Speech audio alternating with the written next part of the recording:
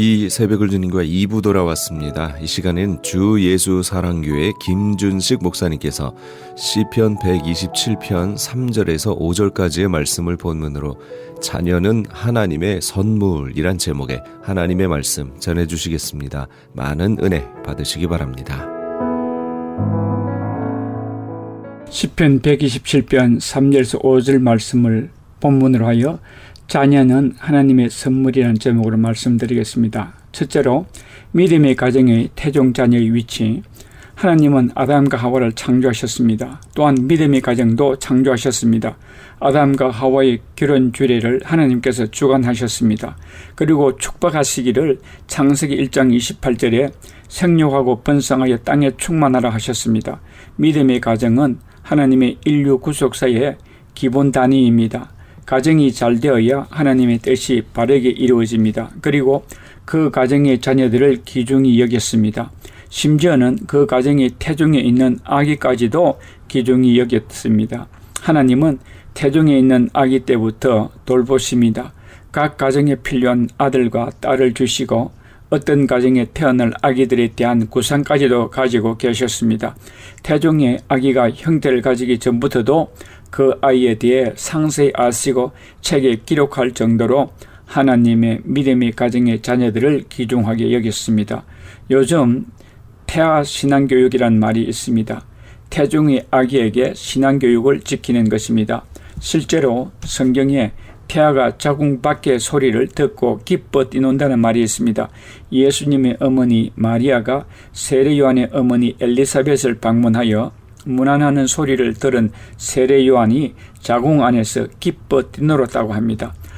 누가복음 14장 41절 43절에 엘리사벳이 마리아가 문안함을 들으며 아이가 복중에서 뛰노는지라 엘리사벳이 성령의 충만함을 받아 큰 소리로 불러 이르되 여자 중에 네가 복이 있으며 네 태중의 아이도 복이 있도다.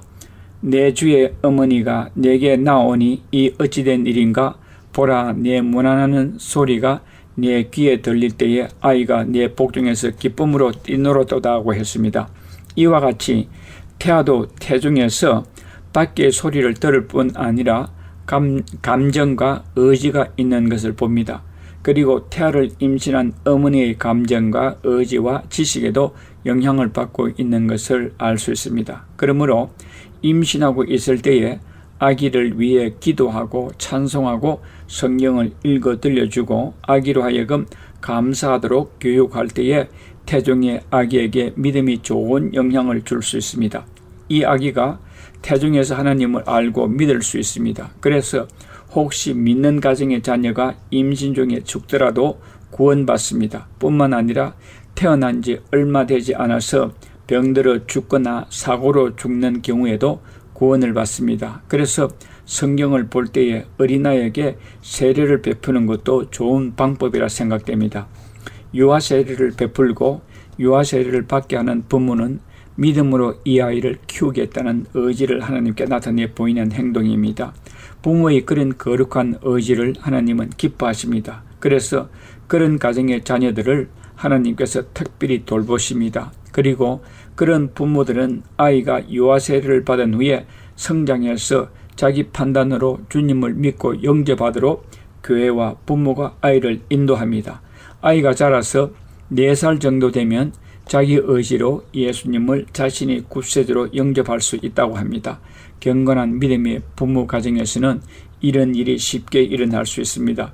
어리다고 미루지 말고 아이들이 어릴 때에 주님을 확실히 믿고 영접하도록 부모와 교회는 신경을 곤두세워야 할 것입니다. 언제나 구원의 확신을 가지도록 도전을 줘야 합니다. 아이가 어릴 때에 주님을 영접하는 것이 아이에게 좋습니다. 둘째로 믿음의 가정의 태중 자녀를 택하심. 하나님께서 믿음의 가정의 자녀들을 태에서부터 택정하셨다는 말씀이 성경에 너무 자주 나옵니다. 그 말씀들을 추적해 보겠습니다. 먼저 이사야서 49장 1절에서 5절 말씀입니다. 하나님께서 태중에 있을 때부터 이사야 선지자를 부르셨다고 했습니다.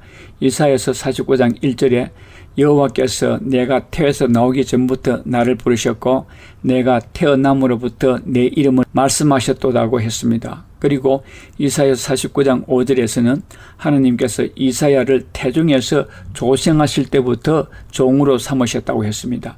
시편 71편 6절에서 다윗은 노래하기를 내가 모태에서부터 주의 붙드신 바 되었으며 내 어미 배에서 주의 취하여 내신 바 되었사오니 나는 항상 주를 찬송하리이다 했습니다. 우리 모두는 우연히 태어난 것이 아닙니다. 하나님의 치밀한 계획 속에 이 세상에 태어났습니다. 다윗은 자신이 어머니의 태에 있을 때부터 붙드셨고 어머니 배에서 하나님이 취하셨다고 했습니다. 그러므로 아이를 가진 부모들은 태중의 아기 때부터 신앙교육을 철저히 해야 하겠습니다. 오히려 태어난 후에 가르치는 것보다 태어나기 전에 더 하나님 신앙을 가르쳐야 하겠습니다.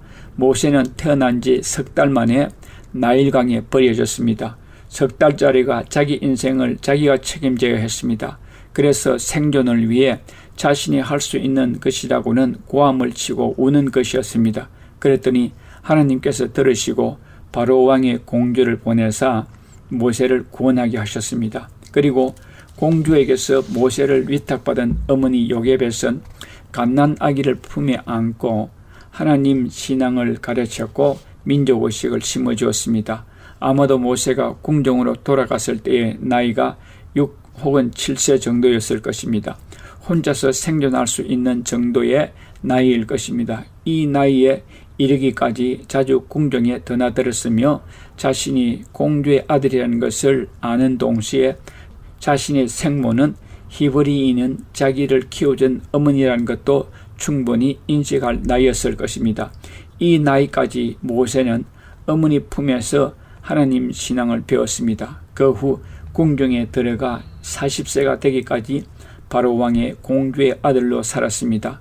겉은 애굽 왕자였지만 속은 히브리 피가 흐르는 하나님의 백성이었습니다. 40세가 되면서 다시 히브리인으로 돌아갔던 것입니다. 여느가 알을 까기 위해 자신이 태어났던 곳으로 회귀하듯이 만물의 영장인 인간을 어릴 때에 신앙교육하는 것이 이렇게 중요한 것입니다. 예레미야 1장 5절에서는 하나님께서 예레미야 선지자를 태에 짓기 전에 그를 알았다고 말씀하시며 태에서 나오기 전에 예레미야를 선지자로 세우실 것을 구별하였고 열방의 선지자로 세우셨다고 했습니다. 내가 너를 복중에 짓기 전에 너를 알았고 내가 태에서 나오기 전에 너를 구별하였고 너를 열방의 선지자로 세웠노라 하시기로 했습니다.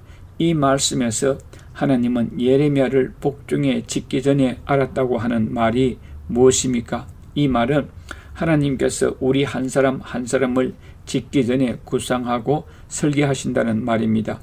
구상하고 설계하신 후에 그 설계대로 복중에 지을 뿐만 아니라 16절에는 아이의 형질이 태에 들어서기 전에 하나님이 눈이 보셨다고 했으며 아이의 인생에 대해 정한 날이 하나도 결정되기 전에 하나님의 책에 다 기록되었다고 했습니다. 나를 구성하는 형질을 책에 기록하셨다고 말합니다. 그러므로 우리 한 사람이 하나님 앞에 얼마나 귀한 존재입니까?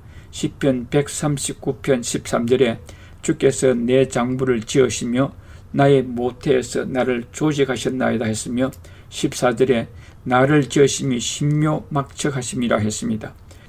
이 말씀에 의하면 우리 한 사람이 태어나기 전에 하나님은 우리를 보셨다고 합니다. 우리가 태어나서 살아온 것이 하나님의 계획 가운데 이루어지고 있다고 말할 수 있습니다. 세례요한은 자신이 태어나기 400년 전에 말라기 선지자에 의해 예언되었습니다. 메세파사 나라의 고레스 왕 역시 자신이 태어나기 200년 전에 이사야 선지자에 의해 고레스가 이스라엘 백성들에 대해 어떤 일을 할 것인가를 하나님은 알고 있었습니다. 요시야 왕 역시 자신이 태어나기 500년 전에 요시야란 이름을 주셨고 그가 왕이 되어 무슨 일을 할 것인지에 예언되어 있었습니다. 자신과 자신이 하는 일에 예언되어 있는 줄도 모른 채 요시야는 그 일을 하고 있었습니다. 갈레아디아서 1장 15절 16절에서는 바울 사도 역시 하나님께서 자신을 태에서부터 택하셨다고 고백합니다. 그러나 내 어머니의 태로부터 나를 택정하시고 은혜로 나를 부르시니가 그 아들을 이방에 전하기 위하여 그를 내 속에 나타내시기를 기뻐하실 때에 내가 곧 혈육과 의논하지 아니하고 했습니다. 누가복음 1장 15절 16절은 가브리엘 천사가 세례 요한의 아버지 사가랴에게 나타나 세례 요한의 수태고지를 알릴 때에 한 말입니다.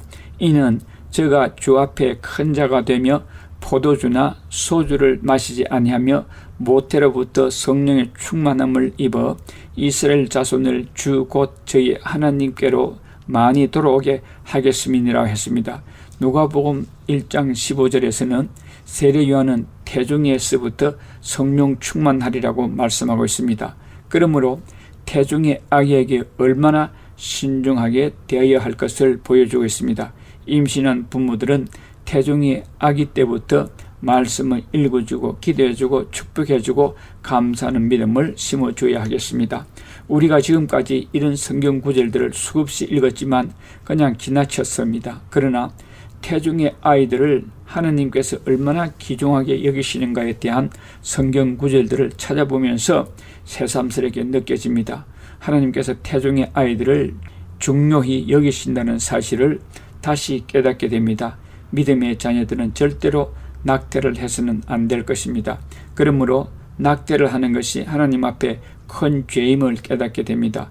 미국이 낙태법을 국가적으로 허용했을 때에 그때까지는 백전백승의 미국이 월남전에서 어처구니 없이 패하게 되었습니다. 상대도 되지 않는 허약한 나라에 패하게 되었습니다. 셋째로 자녀를 주시기를 구하는 성도들. 지금부터는 성경에서 자녀를 주십사고 기도하는 성도들을 찾아보겠습니다. 먼저 사무엘의 어머니 한나입니다. 사무엘상 1장 4절에서 20절 말씀에 사무엘의 출생에 대한 기사가 나옵니다. 한나는 자식을 낳을 수 없었습니다. 5절 말씀에 하나님께서 그로 성태치 못하게 하셨다고 합니다. 왜 하나님께서 한나에게는 성태치 못하게 하셨을까요? 그것은 하나님이 계획이 있었기 때문입니다. 하나님은 한나에게 사무엘을 주시기로 작정하셨습니다. 한나에게는 경쟁자가 있었습니다. 자신의 남편의 다른 아내 버니나였습니다. 버니나는 자식을 많이 낳았지만 남편으로부터 사랑을 적게 받았습니다. 그래서 그 분통을 한나에게 쏟았습니다. 자식도 낳지 못하는 여자라고 조롱했습니다. 그 일로 한나는 마음이 몹시 괴로웠습니다. 그래서 자식을 달라고 하나님께 통곡하여 서원하며 기도합니다. 사무엘상 1장 10절에서 11절 말씀에 한나가 마음이 괴로워서 여호와께 기도하고 통곡하며 서원하여 가로되 만군의 여호와여 만일 주의 여종의 고통을 돌아보시고 나를 생각하시고 주의 여종을 잊지 아니하사 아들을 주시면 내가 그의 평생에 그를 여호와께 드리고 삭도를 그 머리에 대지 아니하겠나이다. 한나는 아들을 주시면 나실인으로 키우겠다고 합니다. 하나님은 그 당시 영적으로 부패한 이스라엘을 부흥시킬 인물을 세상에 보내셔야 하는데 그 아들을 하나님의 뜻에 잘 키울 엄마를 찾고 있었습니다. 하나님의 눈에 한나가 띄었습니다. 한나의 경우를 볼 때에 자식을 안 주신 것은 더 큰 축복을 주시기 위함인 줄을 깨닫습니다. 창세기 12장 2절에 하나님께서 아브라함으로 인해 큰 민족을 이루시게 하시겠다고 했는데 이때의 아브라함이 연세가 75세였습니다. 25년이나 기다리게 하신 후 그의 나이 100세에야 이삭을 주셨습니다. 또한 이삭의 아내 리브가도 자식이 없었습니다. 창세기 25장 21절에 리브가가 이삭을 졸라 하나님께 자식을 달라고 기도하라고 합니다. 이삭이 하나님께 자식을 달라고 기도하실 때에 하나님께서 그 기도에 응답하셨다고 합니다. 이삭이 그 아내가 잉태하지 못하므로 그를 위하여 여호와께 간구하며 하나님께서 그 간구를 들으셨으므로 그 아내 리브가가 잉태하였더니 했습니다. 사무엘의 어머니 한나와 리브가와 같이 자식을 달라고 하나님께 기도하면 하나님께서 자식을 주신다는 사실을 믿으셔야 합니다. 라헬 경우를 생각해 보겠습니다. 야곱에게는 라헬과 레아 부인이 둘이 있었습니다. 야곱이 라헬을 너무나 사랑했습니다. 레아는 남편의 사랑을 받지 못하므로 하나님께서 레아에게 6 아들과 딸 하나를 주셔서 레아의 괴로움을 위로하셨습니다. 라헬은 남편 야곱의 사랑을 독차지하였으나 그 대신 하나님께서 라헬에게는 자식을 주지 않았습니다. 하나님은 공평하신 분입니다. 그 일로 인해 라헬은 고통을 당합니다. 그래서 야곱에게 투정을 부립니다. 창세기 30장 1절 2절에 라헬이 자기가 야곱에게 아들을 낳지 못함을 보고 그 형을 투기하여 야곱에게 이르되 나로 자식을 낳게 하라. 그렇지 아니하면 내가 죽겠노라. 야곱이 라헬에게 노를 바라여 가로되 그대로 성되지 못하게 하시는 이는 하나님이시니 내가 하나님을 대신하겠느냐 하고 부부싸움을 크게 벌였습니다. 이 장면을 보면 아주 인간적인 단면을 보여줍니다. 그런데 라헬과 야곱이 자식 문제 가지고 둘이서 싸우는 것을 하나님께서 내려다보고 계셨습니다. 하나님께서 더 이상 기다리게 해서는 안 되겠다고 생각하셨는지 라헬에게도 자식을 주십니다. 창세기 30장 22절에서 24절에 하나님이 라헬을 생각하신지라 하나님이 그를 들으시고 그 태를 여신고로 그가 잉태하여 아들을 낳고 가로되 하나님이 나의 부끄러움을 씻으셨다 하고 그 이름을 요셉이라 하니 했습니다. 한나나 사라와 라헬같이 자식을 늦게 주실 때는 큰 뜻이 있습니다. 한나에게는 사무엘과 같은 아들을 주셨고 사라에게는 이삭을, 라헬에게는 요셉과 같은 위대한 인물을 주셨습니다. 자식에 대한 살을 빼는 고통을 주심으로 기도하게 하기 위함입니다. 그렇게 기도를 통해 난 자식들을 하나님께서 크게 쓰시기 위함임을 알 수 있습니다. 누가복음 1장에서 세례 요한이 어머니 엘리사벳 역시 나이 늙어 출생을 완전히 포기했는데 이 두 부부에게 세례 요한과 같은 인물을 주셨습니다. 이들은 나이가 늙어 출산할 수 없는 나이인데도 자식을 달라고 기도했다고 성경은 말씀하고 있습니다. 누가복음 1장 13절입니다. 넷째로 자식을 달라고 하나님께 구하면 받는다. 태의 열매는 하나님의 상급이라 했습니다. 생명을 주시는 분은 하나님이십니다. 자식을 달라고 기도하면 하나님께서 반드시 응답하십니다. 그러나 하나님이 때가 있습니다. 어떤 이에게는 자식을 빨리 주시고 어떤 이에게는 자식을 늦게 주십니다. 아브라함의 아내 사라는 남편이 100세고 자신이 90세가 되어서야 아들 이삭을 주었습니다. 이 나이는 인간이 생리적으로 임신할 수 없지만 하나님께서 사라에게 젊은 몸을 주셔서 임신케 하셨습니다. 세례 요한의 어머니 엘리사벳 역시 노인이었습니다만 하나님은 능치 못하심이 없습니다. 엘리사벳에게 몸을 젊게 하셔서 아이를 임신케 하셨습니다. 하나님의 경건한 가문인 아브라함 가계를 보면 사라는 90세에 자녀를 생산했습니다. 리브가는 자식을 낳게 해달라고 남편 이삭에게 졸라 하나님께 기도하여 야곱과 에서를 낳았습니다. 야곱의 아내 라헬 역시 자녀를 생산하지 못해 부부 싸움하시는 것을 보시고 하나님께서 그녀의 태의 문을 열어주셔서 요셉을 낳았다고 했습니다. 이런 사실들을 볼 때에 하나님이 자녀인 우리 성도들 중에 자녀를 낳기를 원하는 자들은 자식을 달라고 기도해야 되겠습니다. 기도하면 하나님께서 반드시 응답하십니다. 그러나 하나님의 뜻대로 강구해야 합니다. 하나님께서 아브라함과 사라에게 말씀하시기를 분명히 사라를 통해 자식을 주시리라 했습니다. 워낙 열악한 현실이라 하나님의 말씀을 인간적으로 해석해서 하갈을 아브라함에게 주 아기를 낳게 했습니다. 이것은 대리모를 통해서 아이를 낳는 것과 같습니다. 그 일로 인해 이삭의 후손과 이스마엘의 후손이 아직도 싸우고 있습니다. 하나님께 한나와 같이 매달려야 하겠습니다. 제 주위의 어떤 성도들은 결혼 후 10년 만에 자녀를 낳았습니다. 하나님께서 지구상의 모든 부부들에게 자식을 주십니다. 하나님께서 자식을 주시면 감사하고 또 안 주셔도 감사하는 비장한 마음 자세를 가져야 하겠습니다. 할렐루야. 아멘. 지금까지 주 예수 사랑교회 김준식 목사님께서 하나님의 말씀 전해주셨습니다. 주 예수 사랑교회는 17910 사우스 프레올리 애비뉴 토렌스에 위치하고 있습니다.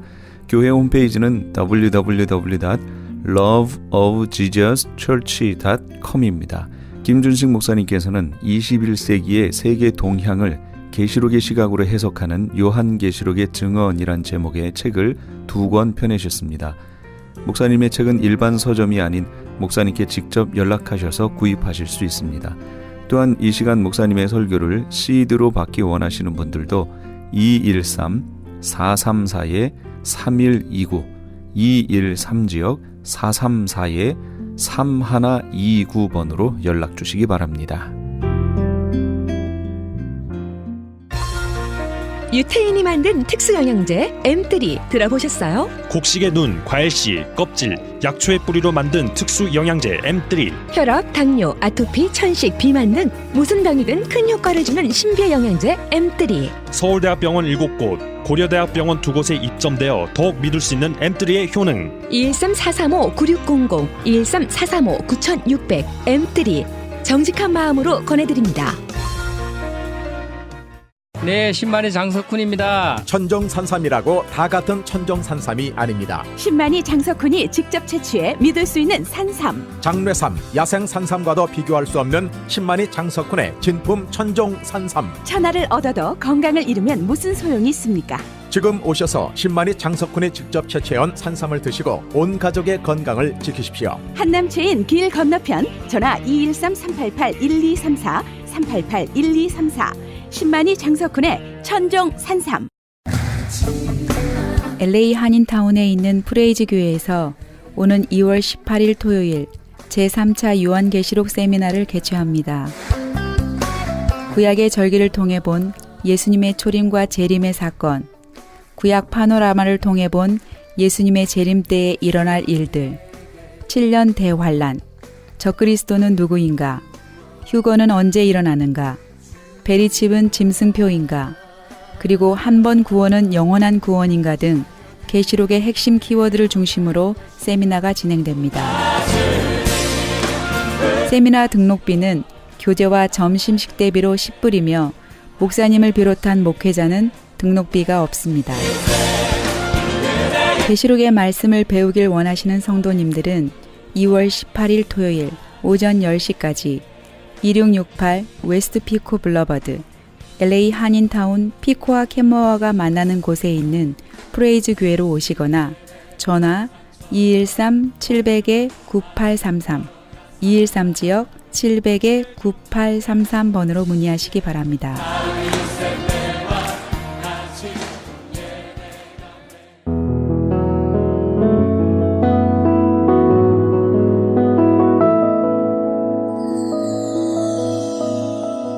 지금 여러분께서는 AM 1650과 인터넷을 통해 미 전역과 전 세계로 방송되는 크리스천 헤럴드의 이 새벽을 주님과 2부 함께하고 계십니다.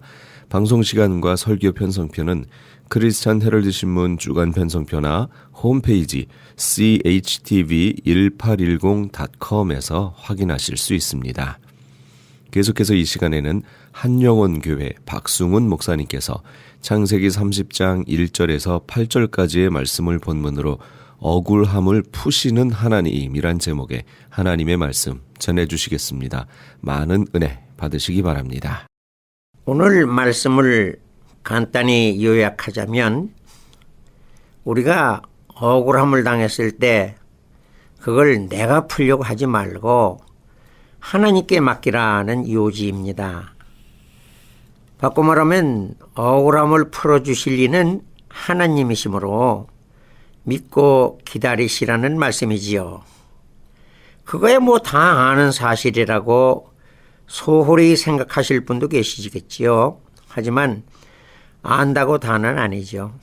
되려 잘 아는 사실이 실행하기가 더 어려운지도 모르니까요.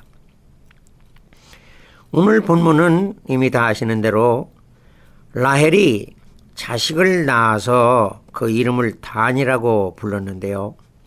그 뜻은 하나님이 내 억울함을 풀어주셨다라는 말이잖아요.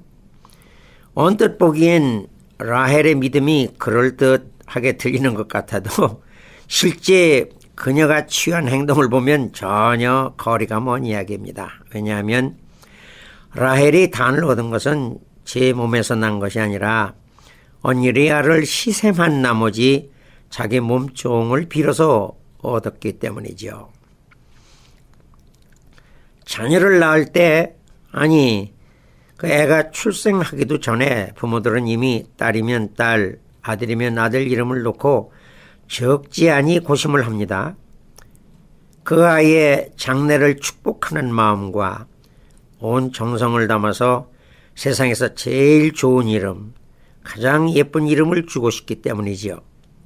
그래서 목사님이나 혹은 은사님, 사회 저명인사 이런 사람들한테 부탁하기도 하지만 얼마 전만 해도 이름 지어주는 것을 전문으로 하는 장명가들이 어떤 여관에 이렇게 투숙했다고 하면 그 사람들을 찾아가는 일도 흔히 보았습니다.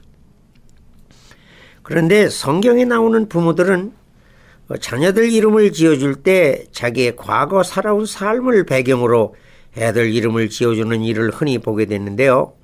예를 들면 모세가 아들을 낳았을 적에도 그 이름을 게르솜이라고 하였는데 이는 내가 타국에서 객이 되었다라는 약간의 탄식 섞인 이름을 지어주었고요.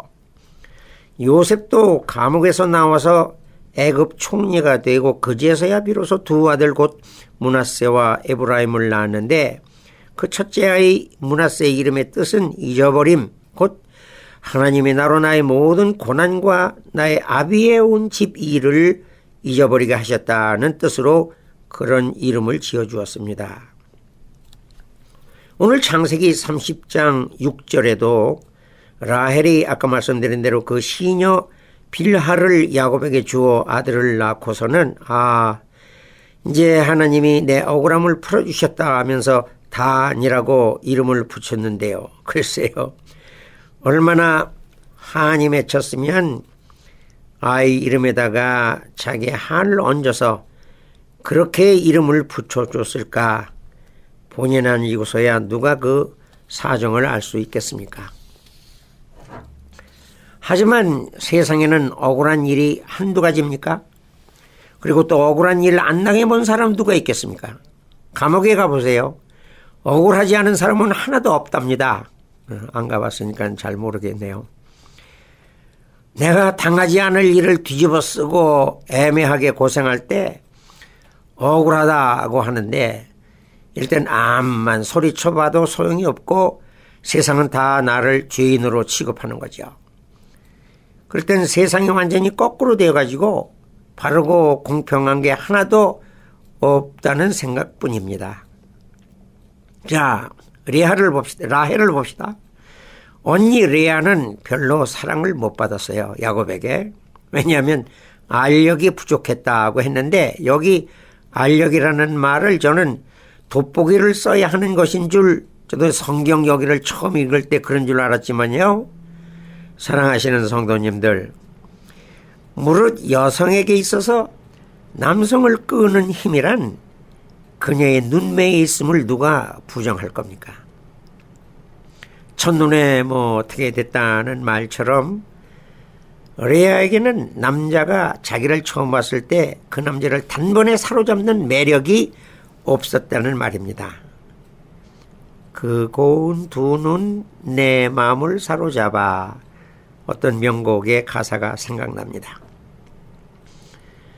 그런데도 언니 레아는 애를 넷이나 낳았잖아요. 그때까지 라헬은 뭐 하고 있었나요? 야곱에게서 사랑을 받는 것은 틀림이 없는데 아이는 하나도 없어요. 이거 불공평하지 않나요? 언니는 넷이고 난 하나도 없고 불공평하군요. 억울합니다. 그리고 사람들은 다 나를 이상하게 쳐다보고요. 죄인 취급하고요. 여자로도 보지 않는 것 같아요. 그러니 언니에게서 난 애들을 볼 때마다 라헬은 죽을 지경이죠. 미칠 노릇입니다. 그러니 누구한테 원망을 합니까? 바가지 긁을 때는 남편 야곱밖에 없으니까는 나로 자식을 낳게 하라. 그렇지 않으면 내가 죽겠노라. 이때 내가 죽겠노라 하는 히브리 말의 원뜻은 나는 죽은 여자라는 그런 뜻이랍니다. 말이야 맞는 말이지요. 죽은 여인이 어찌 생선을 할 겁니까? 야곱은 이 말에 노를 바랬다고 했는데요. 오죽 시달렸으면 라헬이 곱고 아리답고, 성경이 그렇게 써 있잖아요. 곱고 아리답고, 그래서 야곱이 죽을 고비를 넘어가며 머나먼 외삼촌 동네 우물까지 겨우 와서 라헬을 처음 만났을 때, 그때 그 처음 기억도 다 잊어버릴 정도로 버럭 화를 냅니다. 얼마나 시달렸으면. 그리고 생각하니 야곱도 불쌍하네요. 자, 라헬은 마침내 그녀의 여종 빌하를 야곱에게 내어줍니다. 이것을 보면 우리는 금방 아브라함과 사례를 떠올립니다. 이 이야기는 수차 들으셨으므로 여기서는 생략하기로 하고요. 결론은 뭐예요? 라헬이나 사례나 둘 다 잘못되었다는 사실입니다. 아브라함의 경우 사례가 하자는 대로 하갈의 몸을 빌어 이스마엘은 얻었지만은 이자가 바로 오늘 전 세계를 위협하는 테러 분자들의 조상이고요. 라헬 여종 빌하에게서 난 단에 대해서는 야곱이 죽기 전 그 아들들의 후일에 당할 일들을 하나님의 영감이 충만한 가운데 유언처럼 예언 기도를 해줄 때, 창세기 49장, 특별히 17절에서 야곱은 단은 길의 뱀이요 첩경의 독사라는 섬뜩한 말을 남깁니다. 뱀 하면 사단을 말하는 거고요. 거기다가 독사는 이 독사의 자식들아, 너희들이 아브라함 자손이라고 속으로 생각지 말라. 누가 누구 보고 하는 말이었지요? 예, 세례 요한이 바리새인 사두개인 보고 하는 말입니다. 그런데 예수님도 똑같은 말씀을 하셨는데요. 그게 어디 나와요? 마태복음 12장 33절 이하에 보시면 예수께서 나무도 좋고 실과도 좋고 나무가 나쁘면 실과도 나쁘다는 그런 이 나무와 실과를 예로 드시면서 바리새인들을 향하여 독사의 자식들이라고 책망하실 때가 있었습니다. 그리고 나서 야곱이 단을 향해서 곧 이어서 나오는 말, 그가 말탄자의 말굽을 물어서 그 탄자를 뒤로 떨어지게 할 것이라고 하였는데요. 여기서 그는 누굽니까? 단을 가리켜서 한 말이죠. 그러면 어떻게 이런 말이 야곱의 입에서 나올 수 있었을까? 상상이 안 됩니다. 말탄자에 관한 성경 말씀을 계시록 19장 11절에서 보면요. 보라, 백마와 탄자가 있으니 그 이름은 충신과 진실이라. 그가 공의로 심판하며 싸우더라. 그 눈이 불꽃 같고 그 머리에 많은 면류관이 있고 또 그가 피 뿌린 옷을 입었는데 그 이름은 하나님의 말씀이라 칭하더라. 하늘에 있는 군대들이 희고 깨끗한 세마포를 입고 백마를 타고 그를 따르더라. 피 뿌린 옷을 입으신 분이 누구세요? 십자가에 달리신 예수님이시고요. 희고 깨끗한 세마포를 입고 백마를 타고 그를 따르는 무리들은 그 옷을 더럽히지 아니한 사대교회 교인들 가운데 충성된 사람들을 가리킵니다. 계시록 3장 4절에 있어요. 그런데 더 놀라운 일이 있는데요. 그것은 이스라엘 자손 각 지파에 인맞은 자 14만 4천 명 중에서 단 지파가 빠져 있다는 사실입니다. 신명기 33장에 보시면 모세가 죽기 전에 이스라엘 12지파를 축복하는 장면이 나오는데요. 그때까지만 해도 단 지파가 여전히 살아 있었습니다. 그런데 불사 계시록 7장에 가서 인맞은 자 14만 4천 명 가운데 단 지파는 없어졌습니다. 없어요. 이게 어찌된 일인지 저는 박사가 아니라 솔직히 잘 모릅니다. 너무 어려워요. 그렇지만 모르는 건 모르는 거고 확실히 모르면서도 아는 척하면 안 되죠. 그래서 주석 등 책을 뒤적거려 알아보았더니 이에 대해서 학자들은 사사기 18장을 근거로 야곱 12지파 가운데 단지파가 제일 먼저 우상을 섬겼고, 그리고 또 바로 이 단지파에서 적그리스도가 나왔기 때문이라고 합니다. 저나 여러분이나 이 말씀에 너무 깊은 것까지는 몰라도 이 일을 보면서 언뜻 머리에 떠오르는 사람이 있는데요. 그게 누구예요? 신약에 와서, 신약에서 누가 생각이 나세요? 예, 바로 예수님 12제자 가운데 가롯 유다가 생각날 겁니다. 그래요. 예수님을 직접 따라다녔던 12제자 이름에서 유다가 빠져나갔듯이, 제명되었듯이 단지파도 이스라엘 12지파에서 그 이름이 마지막에 사라지고 없습니다. 불행 중 최고 불행이지요. 오죽하면 낫지 않았던 것이 좋았을 뻔했다고 가룟 유다에게 예수님께서 말씀하셨겠어요. 그처럼 사실 단도 안 태어났더라면 오히려 낫을 거예요. 한때 한국의 한 기도원장이라는 사람이 한국은 동양의 이스라엘이요, 단군은 단의 후손이라는 주장을 했습니다. 단군의 단자와 단지파의 초점이 같다고 억지로 갖다 붙인 해석이지요. 이걸 가지고 한자로는 견강부회라고 합니다마는, 그러나 오늘 말씀에서 보시는 것처럼 단은 빌하를 야곱에게 첩으로 주고 낳은 자식이고, 그 동기도 아들을 낳지 못해서 죽을 것 같은 질투심에서 나온 행동이었기 때문에 그 이름을 억울하다고 했는데, 그러니까 단은 출생부터가 억울함과 시기와 질투 같은 어떤 한 여인의 한으로 똘똘 뭉쳐진 인간의 모습입니다. 자기 스스로 수단 방법 가리지 않고 억울함을 풀어보려는 한 가지 생각에만 사로잡혔었던 여인 라헬. 그러나 막상 그 아이의, 거기서 태어난 아이의 운명은 불행으로 끝나고 말았습니다. 누구 탓이에요? 엄마의 시기심과 불신앙의 피해자입니다.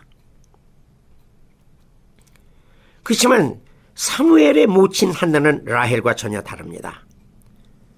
한나도 그 대적 분인나에게 심한 괴로움과 고통을 당하면서도 오로지 여호와께 통곡하며 서원하여 기도함으로 사무엘을 얻지 않았습니까? 얼마나 착한 아들을 하나님이 주셨어요. 하지만 사레나 라헬은 억울하고 원통한 것을 자기 스스로 해결하려고 했다가 그만 결국 후회스러운 일만 만들고 말았지요. 사라에게서 난 이스마엘과 라에게서 난 단, 이 두 사람은 본인은 물론 훗날 모든 족속에게 화를 끼치는 인물이 되고 말았습니다. 왜냐하면 이 두 여자는 자기들의 억울함을 하나님이 풀어주시기를 기다리지 못하고 스스로 풀어보려고 했던 불신의 결과였습니다. 그러므로 오늘 본문의 요점은 무엇입니까? 억울한 일을 당했을 때는 하나님만 신뢰하고 하나님께서 갚아주실 때까지 믿음으로 참고 기다리자는 것입니다. 이것이 오늘 결론이고 요점이에요. 그러니까 이제부터는 대충 들으셔도 됩니다. 자, 요셉을 보세요. 억울하기로 말하면 요셉 같은 이가 어디 있습니까? 형제들의 시기로 애굽에 팔려 바로의 신하 시위대장 보디발의 집을 주관하게 되었는데, 그 주인의 아내가 날마다 무리한 요구를 하다 안 되니까 죄를 뒤집어 씌워 감옥에 쳐넣었습니다. 요셉은 옥에 갇혔지요. 그래도 요셉은 저항하지 않았습니다. 눈을 부릅뜨고 이를 갈며 여인에게 위협하며 욕하지 않았어요. 감옥의 벽에다가 소리를 지르다가며 머리를 찢어가지고 스스로 몸을 해하지도 않았습니다. 이런 요셉, 그는 누구의 아들입니까? 누가 요셉의 모친입니까? 예, 바로 라헬의 몸에서 나온 자식입니다.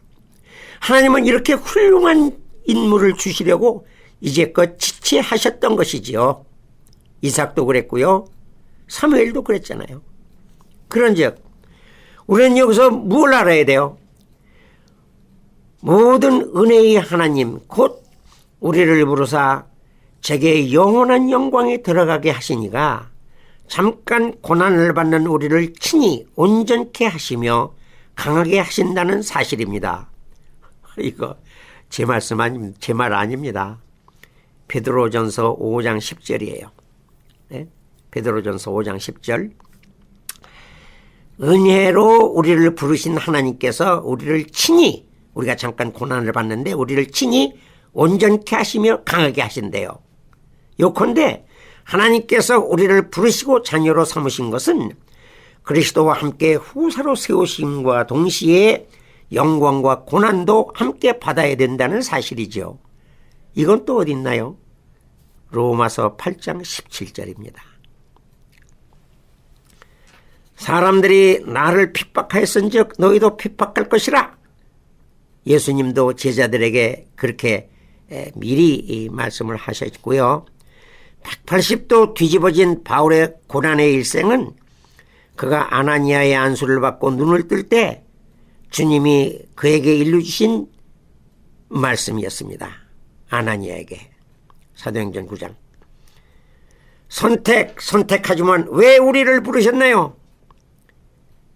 애매히 고난을 받을 때 하나님을 생각하고 슬픔을 참기 우세라고 베드로 사도는 말씀했습니다. 베드로전서 2장 20절. 애매히 고난을 받을 때 하나님을 생각하고 슬픔을 참으라. 그래서 우리를 부르셨다는 거예요. 죄가 있어 너희가 매를 맞으면 무슨 칭찬이 있으리요? 오직 선을 행하다가 고난을 받고 참으면 이는 하나님 앞에 아름다운 것이니 이를 위하여 너희가 부르심을 입었느니라. 이를 위하여 너희가 부르심을 입었느니라. 베드로전서 2장 20절. 이 일의 본을 보이신 분이 바로 예수님이시죠.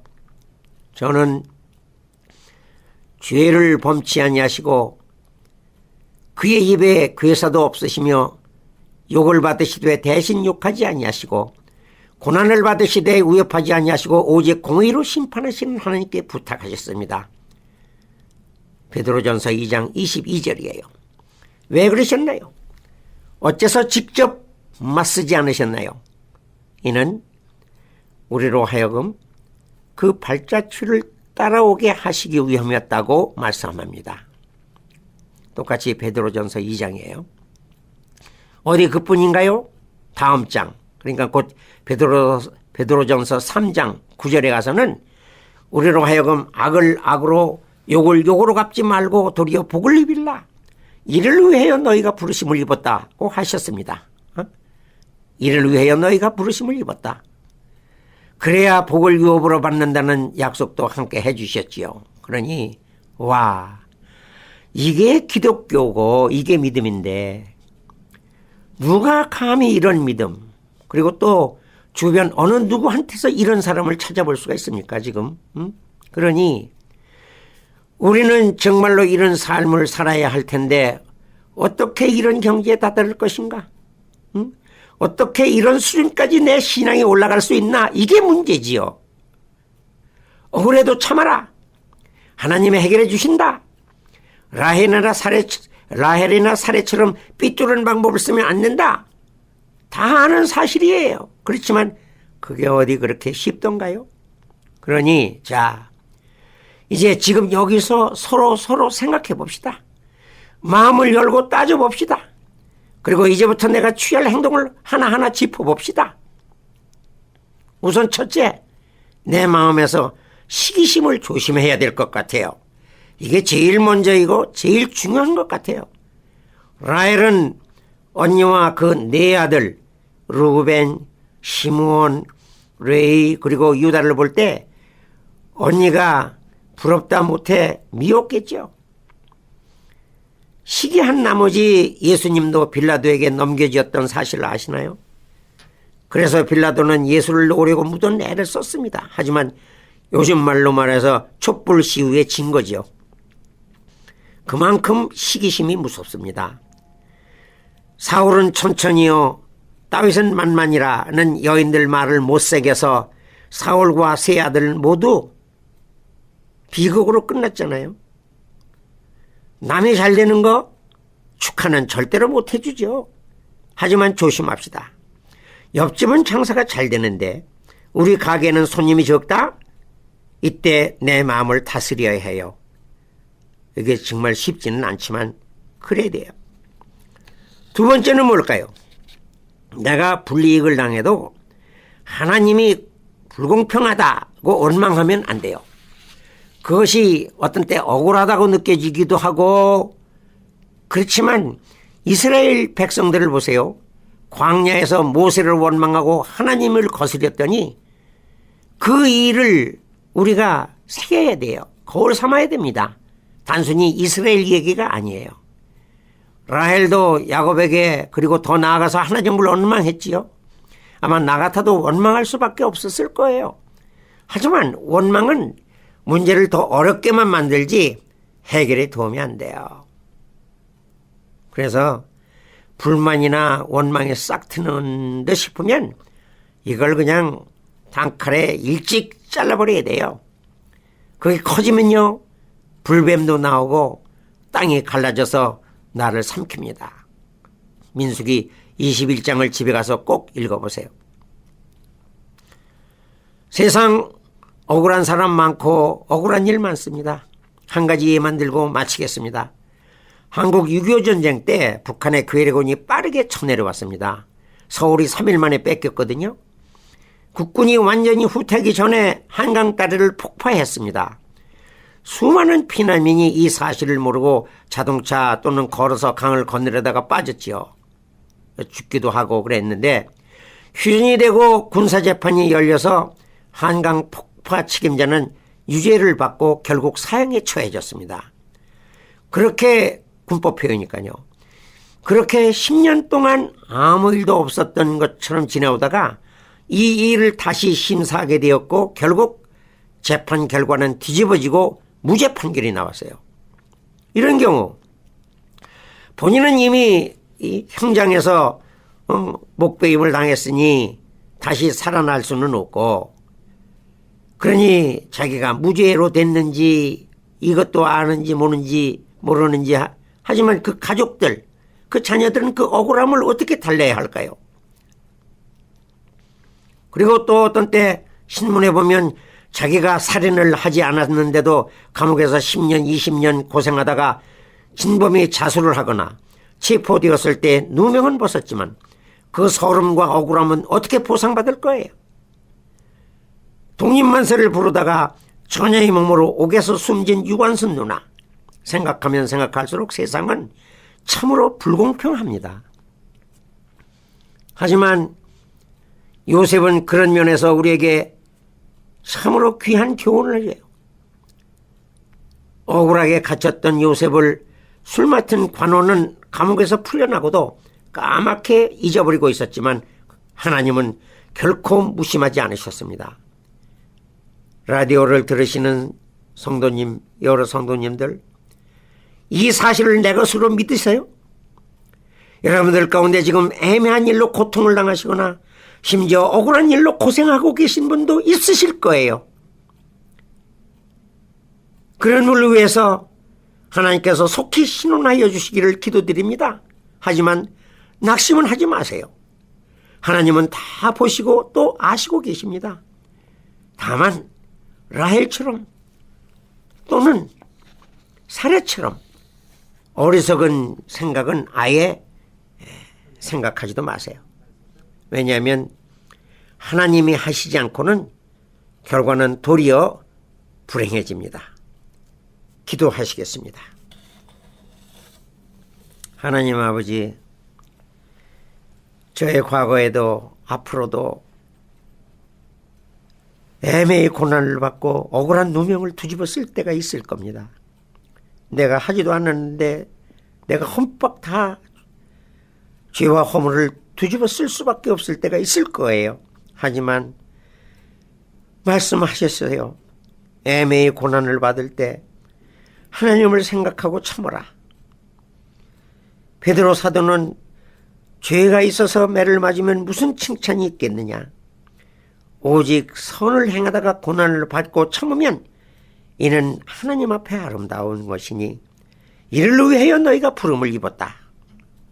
애매한 고난에 참을 때 그걸 본받게 하기 위해, 그걸 사람들에게 보이게 하기 위해서 예수님도 그렇게 돌아가셨고 우리에게 본을 끼쳐주셨습니다.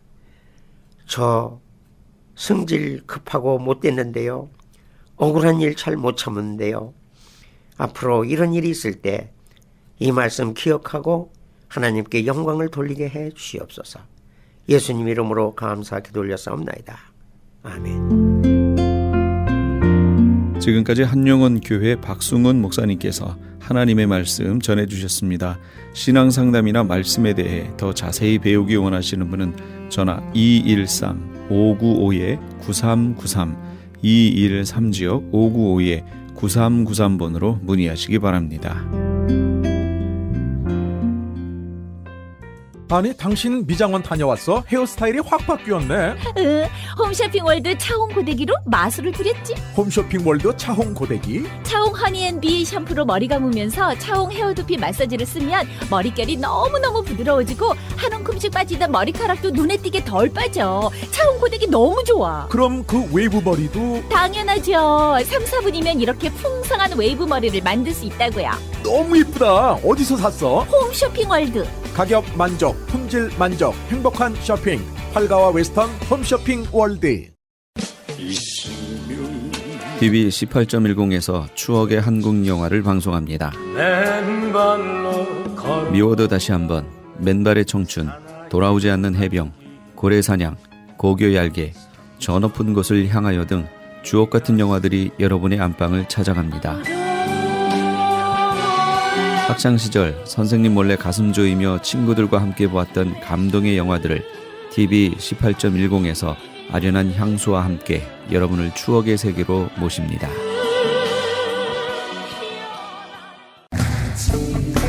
LA 한인타운에 있는 프레이즈 교회에서 2월 19일부터 매주 주일 오후 2시와 매주 토요일 오후 3시에 요한계시록 3차 강해를 5월 말까지 진행합니다.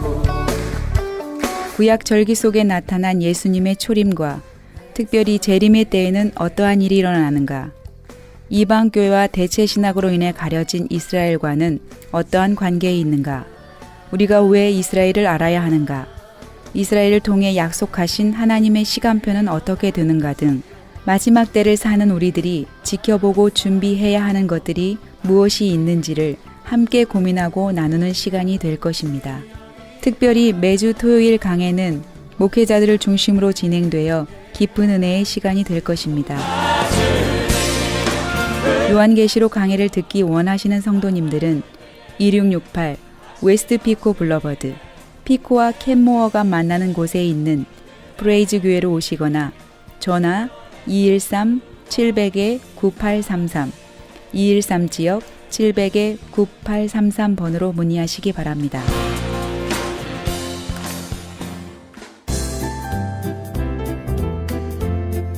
건강 칼럼. 안녕하세요. 건강 칼럼 51번째 시간입니다. 성경에 모세의 10계명이 있다면 뇌졸중, 그러니까 중풍 예방의 10계명이 있다고 합니다. 술, 담배 하지 말고 꾸준한 운동을 하며 싱겁게 먹으며 스트레스를 줄이며 살라는 등의 10가지 수칙이 있는데 가장 중요한 것은 웃으라는 것입니다. 미국에 웃음 틀니라는 것도 있고 또한 웃음 없는 자녀에게는 웃음 없는 부모가 있다. 행복하다고 웃음이 생기는 것은 아니지만 웃음이 있는 곳에는 행복이 있다. 바로 행복해서 웃는 것이 아니라 웃으니까 행복해진다라며 뇌졸중 예방에 관한 이야기가 있습니다.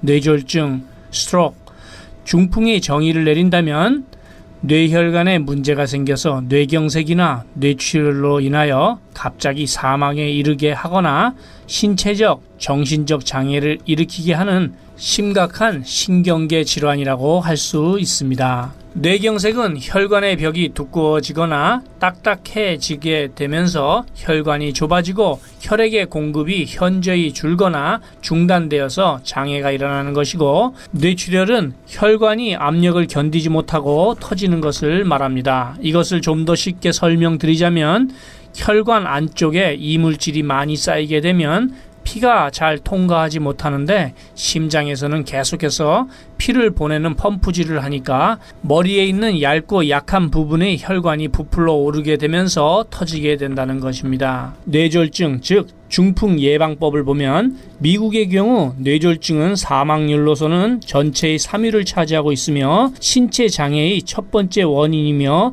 영구적인 장애를 갖게 된다는 것은 모든 분께서 잘 아실 것 같음에도 불구하고 많은 분들이 설마 나에게 이런 일이 생길까 하며 생각하시는데, 일단 발병을 일으키면 치료가 거의 불가능하므로 절대적인 예방이 필요합니다. 예방 방법으로 혈관을 청소하시면 당뇨병, 심장질환, 고혈압 치료에도 큰 도움이 됩니다. 저는 여기서 혈관에 막힌 것도 청소하고 혈관에 영양도 공급해주는 신비한 기적의 영양제 M3를 소개합니다. 유태인 특수 영양제이며 어떤 병에든지 큰 효과를 줄 수 있는 신비한 기적의 영양제입니다. 무료 건강 상담과 기적의 영양제 M3에 관한 문의는 213-435-9600번 213-435-9600입니다. 감사합니다.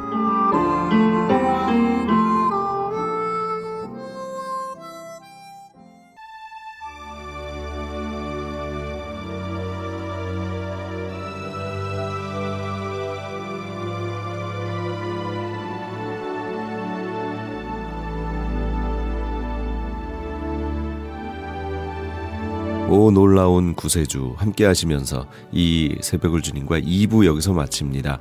잠시 15 후에 3부에서 돌아오겠습니다.